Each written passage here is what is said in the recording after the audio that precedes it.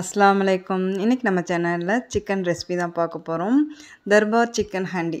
Darbar chicken handi செய்யிறதுக்கு மசாலா எடுத்துக்கலாம். 5 கிராம்பு, 5 ஏலக்காய், 2 இன்ச் பட்டை 1,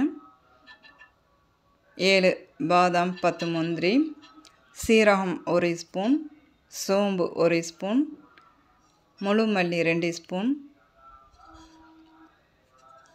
வரமிளகா 3 வரமிளகா போட்டதுக்கப்புறம் ஸ்டவ் ஆன் பண்ணிவிட்டு மீடியம் ஃப்ளேமில் வச்சு வறுத்து எடுத்துக்க போகிறேன். இந்த வறுத்த மசாலாவை வந்து பவுட்ரு பண்ணணும். நல்லா நைஸாக பவுட்ரு பண்ணி எடுத்துக்கணும். 1 நிமிஷம் வறுத்தா போதும். அந்த முழுமல்லியோட வாசம் வரும் பாருங்கள் வறுக்க. அப்போ ஸ்டவ் ஆஃப் பண்ணிடணும். கருக விடக்கூடாது. கருக விடாமல் வறுத்து எடுத்து இது தட்டில் ஆற விட்டு பவுட்ரு பண்ணி எடுத்துக்க போகிறேன். அதோட 2 மீடியம் சைஸ் தக்காளி, 2 மீடியம் சைஸு வெங்காயத்தை ஆயிலில் பொரித்து எடுத்துருக்கிறேன். பொரித்த வெங்காயம் தக்காளியும் மிக்ஸி ஜாரில் அரைச்சி எடுத்துக்கலாம்.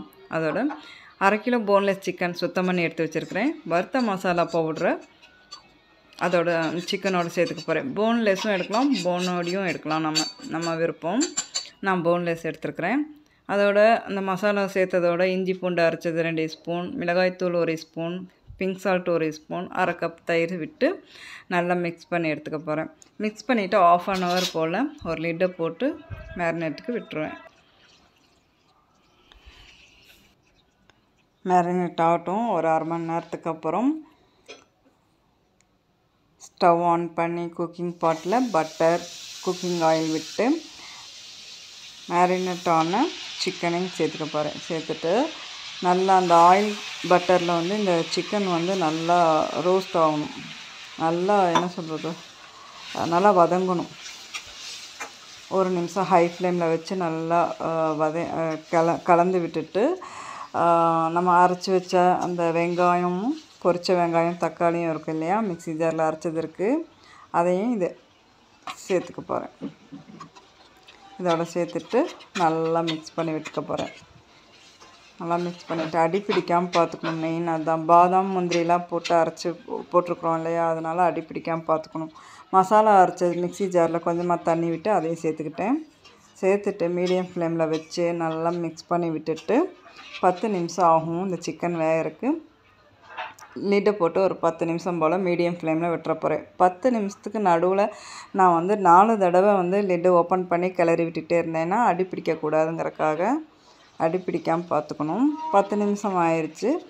இப்போ வந்து சிக்கன் வெந்திருக்கும், பார்க்கலாம். நல்லா மிக்ஸ் பண்ணி விட்டுட்டு இப்போ சிக்கன் வெந்திருக்கான்னு பார்த்துக்கலாம்.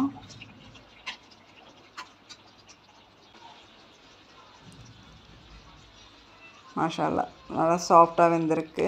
இப்போ ஃப்ரெஷ் க்ரீம் கொஞ்சம் விட்டு அதோட கஸ்தூரி மேத்தியும் சேர்த்துக்க போகிறேன். போட்டு நல்லா மிக்ஸ் பண்ணி விடணும். அடி பிடிக்காமல் பார்த்துக்கணும். கடைசி வரைக்கும் நல்லா மிக்ஸ் பண்ணி விட்டுட்டு இப்போ 2 பச்சை மிளகாவும் புதினா தலை பொடியாக கட் பண்ணி எடுத்து வச்சுருக்கிறேன், அதையும் சேர்த்துக்க போகிறேன். பச்சை மிளகா வந்து நான் கட் பண்ணல, அப்படியே முழுசாகவே போட்டேன். பொடியாக கட் பண்ண புதினா தலையும் போட்டு நல்லா மிக்ஸ் பண்ணி விட்டுட்டு ஸ்டவ் ஆஃப் பண்ணிடலாம். அவ்வளோதான்,